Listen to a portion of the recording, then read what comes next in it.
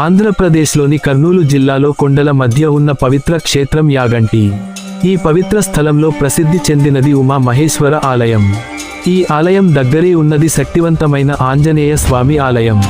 ఈ ప్రాంతం మొత్తం రాతి కొండల మధ్య ఉండటంతో ఎంతో అందంగా ఉంటుంది. భక్తులు కొండపైకి నడుచుకుంటూ వెళ్లి ఆంజనేయ స్వామిని దర్శించుకుంటారు. పురాణాల ప్రకారం ఈ ప్రాంతంలో అనేక ఋషులు తపస్సు చేశారు. ఆంజనేయ స్వామి ఇక్కడ భక్తుల కష్టాలను తొలగిస్తాడని విశ్వాసం. ప్రతి మంగళవారం మరియు శనివారం వేలాది మంది భక్తులు ఇక్కడికి వస్తారు. హనుమాన్ జయంతి రోజున ఇక్కడ ప్రత్యేక ఉత్సవాలు జరుగుతాయి. స్వామివారికి ప్రత్యేక అభిషేకాలు, అలంకరణలు చేస్తారు. భక్తులు కొబ్బరికాయలు కొట్టి, పూలు సమర్పించి ప్రార్థనలు చేస్తారు. కొండల మధ్య ఉన్న ఈ ఆలయం ఆధ్యాత్మిక ప్రశాంతతను కలిగిస్తుంది. స్వామివారిని భక్తితో దర్శిస్తే ధైర్యం మరియు శక్తి లభిస్తాయని నమ్మకం.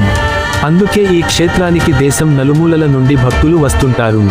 ఆంజనేయ స్వామి ఆశీర్వాదంతో భక్తుల కోరికలు నెరవేరుతాయని విశ్వాసం.